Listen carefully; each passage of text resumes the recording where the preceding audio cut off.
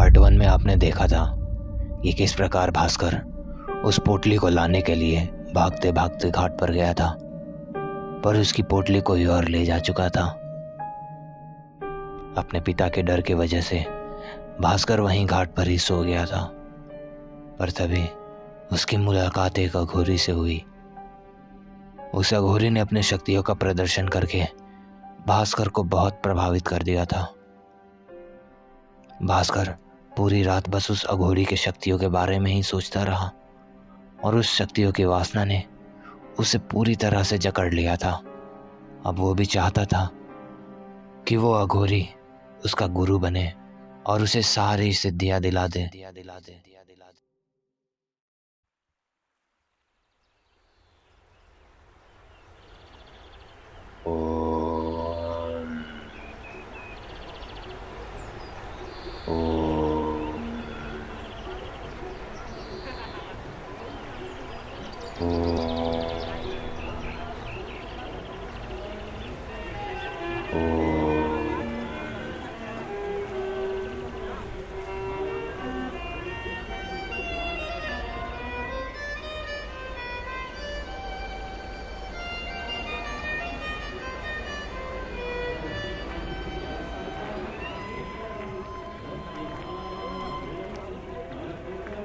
अरे, लगता है ये वही अघोरी है।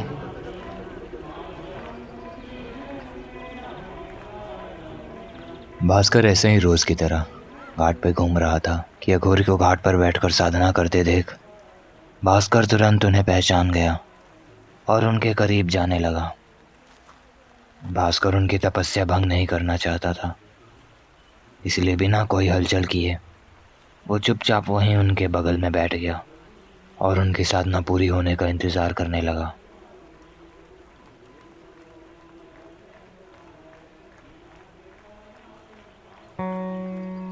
नहीं, मुझे इन्हें उठाना नहीं चाहिए। पता नहीं गुस्सा हो गए तो। ओह, पता नहीं कब उठेंगे ये।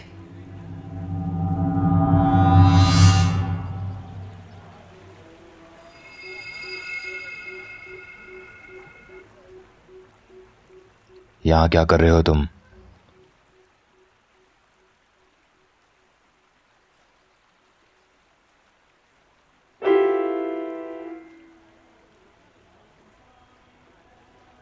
मुझे भी तंत्र सीखना है। क्या आप मुझे सिखाएंगे? प्लीज़, आप मना मत कीजिएगा। मैं बचपन से ही अध्यात्म की तरफ जाना चाहता हूँ। अच्छा, तो तुम तंत्र सीखना चाहते हो? ठीक है, मैं तुम्हें सिखाऊंगा, पर उससे पहले मुझे तुम्हारे पिता से बात करनी होगी। जाओ, तुम अपने पिता को बुला के लाओ।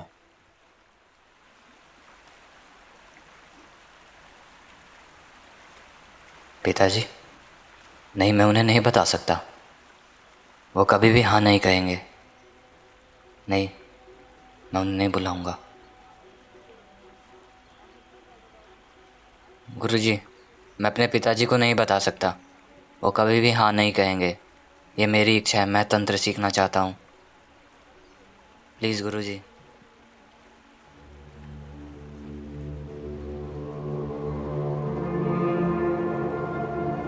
ठीक है, फिर मैं नहीं सिखा सकता तुम्हें। ये बात सुन के भास्कर उनके पैर पकड़ के रोने लगता है। अघोरी से ये देखा नहीं जाता और उसको भास्कर पर दया आ जाती है, इसीलिए वो उसे तंत्र सिखाने के लिए राजी हो जाता है।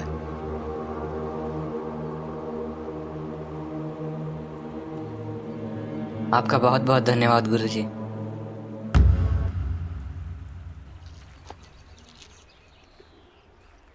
भास्कर बेहद खुश था क्योंकि वो अघोरी उसे तंत्र की दीक्षा देने के लिए तैयार हो गया था। उस अघोरी के कहे अनुसार भास्कर चुपचाप उनके पीछे पीछे जा रहा था।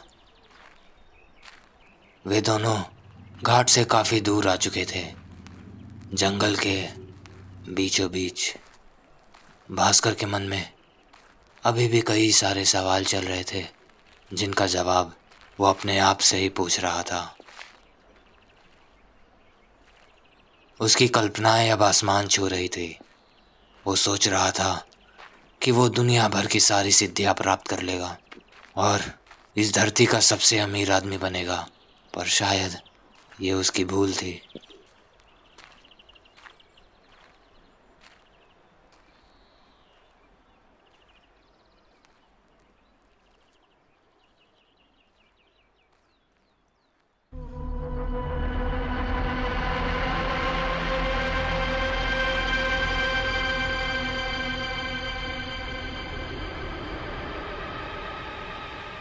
काफी देर तक चलने के बाद भास्कर को एक कुटिया दिखाई देती है। एक छोटा सा घर जो कि बहुत पुराना लग रहा था। उसकी दीवारों में कई जगह ईंटें निकली हुई थी। यहीं वो अपनी सारी गुप्त साधनाएं किया करता था। वो अघोरी उस घर का दरवाजा खोलकर अंदर की ओर चला जाता है। आ जाओ। मगर भास्कर वहीं जम जाता है। उसके मन में कई सारे ख्याल चलने लगते हैं। ऐसा लग रहा था जैसे कोई शक्ति उसे अंदर जाने से रोक रही हो। मगर अघोरी की उस आवाज ने भास्कर को अपनी ओर खींच लिया और भास्कर घर के अंदर चला जाता है।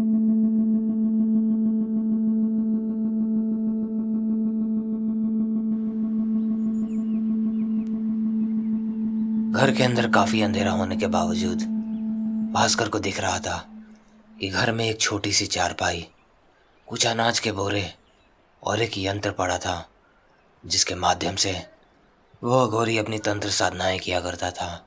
ये सब देखकर भास्कर के मन में कई सारी शंकाएं उठने लगी। पर उस अघोरी ने भास्कर को अपने बगल में बैठने के लिए कहा। भास्कर चुपचाप वहां बैठ गया और उस अघोरी ने भास्कर से आखिरी बार पूछा कि क्या वो इस तंत्र की दुनिया में अपना पहला कदम रखने के लिए तैयार है। भास्कर ने हाँ कह दिया। भास्कर के हाँ कहते ही उस अघोरी ने अपने रक्त से जैसे ही भास्कर को टीका लगाया, भास्कर के शरीर में एक अजीब सी ऊर्जा दौड़ उठी और वो गहरी साधना में उतर गया।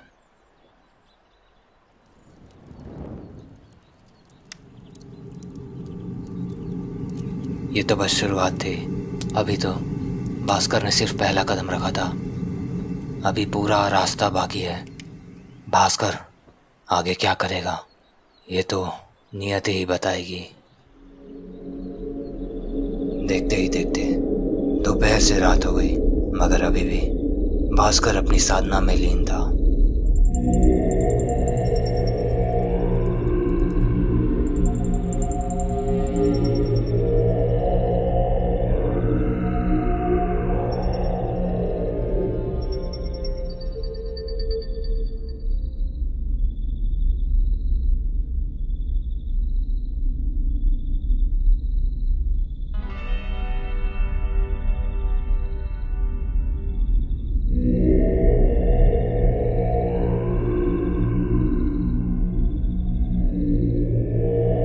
वो इतनी गहरी साधना में था कि गुरुजी ने उसे जबरदस्ती उठाया और कहा कि बहुत रात हो गई है, अब वो अपने घर जा सकता है। और उसे कुछ चेतावनियां दी जो उसे तब तक बरतनी थी जब तक अपनी तंत्र की सिद्धि पूरी प्राप्त न कर ले।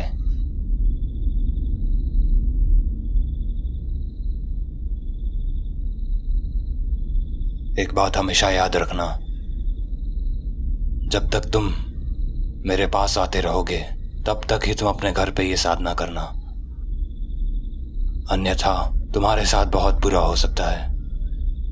ये अपने दिमाग में हमेशा रखना। तुम बिना मेरी सहायता कुछ नहीं कर पाओगे। हाँ गुरुजी, मुझे याद रहेगा। ठीक है, फिर तुम जा सकते हो।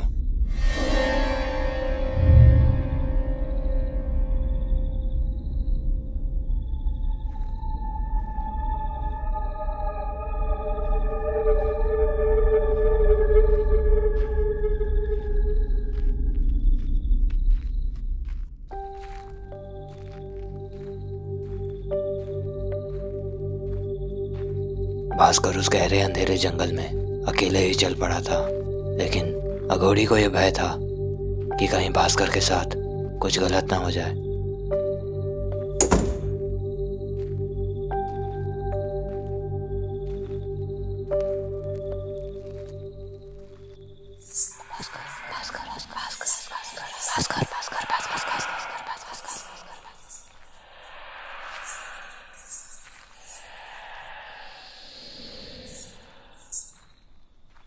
अभी जो कुछ भी हुआ भास्कर को बिल्कुल भी समझ में नहीं आया।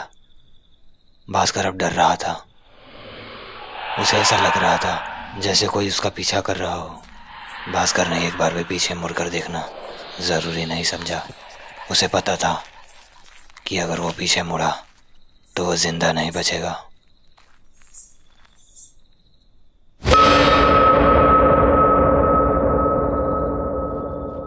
भास्कर कैसे भी करके अपनी जान बचाते हुए भागते भागते अपने घर के पास पहुंचा, लेकिन आने वाली मुसीबत इससे भी बड़ी हो सकती है, क्योंकि घर पे उसके पिता उसका इंतजार कर रहे थे। भास्कर डरते डरते अपने दरवाजे के पास पहुंचा।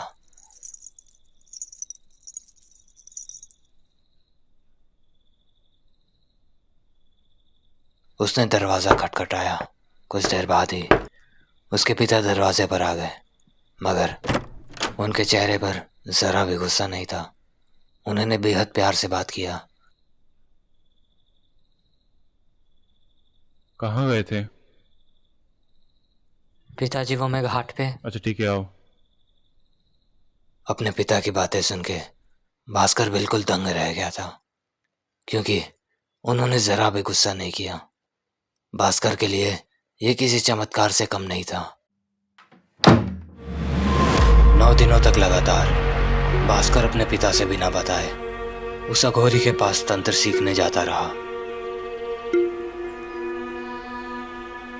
रोज की तरह भास्कर घाट पर बैठा हुआ था और उसके पिता किसी ग्राहक से बात कर रहे थे। तभी भास्कर ने बीच में टोकते हुए कहा, पिताजी मैं जाऊं? उसके पिता ग्राहक से बात करने में व्यस्त थे, इसलिए उन्होंने हाँ कह दिया और वो वहां से चला गया, अपने घर नहीं उस अघोरी के पास तंत्र सीखने। पिताजी क्या मैं घर जा सकता हूँ?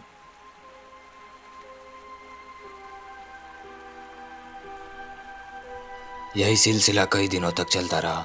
भास्कर भी अब तंत्र में बहुत बढ़िया करने लगा था, पर एक दिन उसके पिता को भास्कर पर शक हुआ कि आखिर रोज रोज ये जा कहाँ रहा है।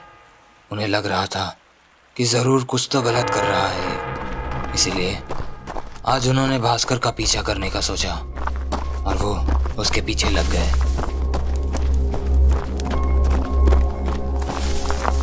वो बेहद सतर्क थे कि कहीं भास्कर को पता न चल जाए कि वो उसका पीछा कर रहे हैं। इसीलिए वो छुप छुप के उसके पीछे जा रहे थे। विशंबर उसका पीछा करते करते उस अघोरी के घर के पास पहुंच गया। विशंबर बड़ी ही सावधानी से चुपचाप बिना कोई आवाज किए उस घर के दरवाजे के पास जाने लगा।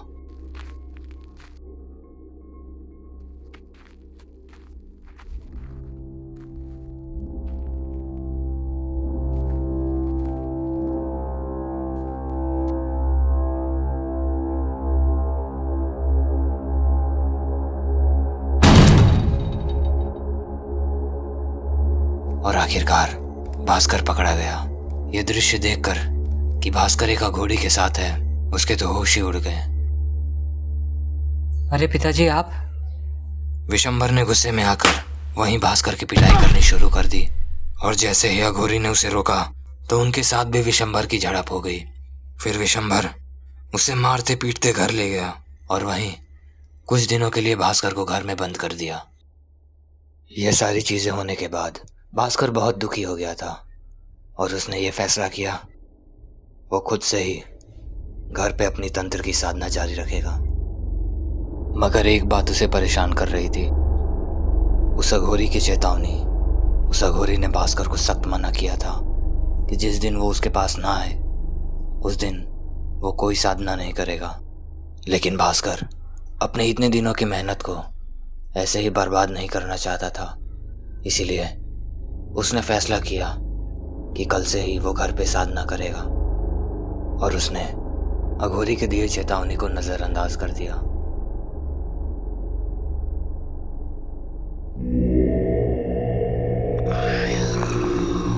पर इसका अंजाम ये हुआ कि भास्कर ने अनजाने में ही नर्क के शैतान को न्योता दे दिया, और वो अब उसके साए में आ गया।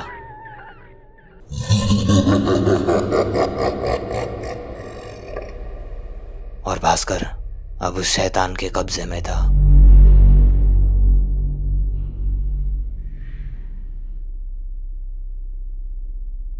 अरे वाह, लगता है मुझे सिद्धियाँ प्राप्त हो रही है। आज के लिए इतना काफ़ी है।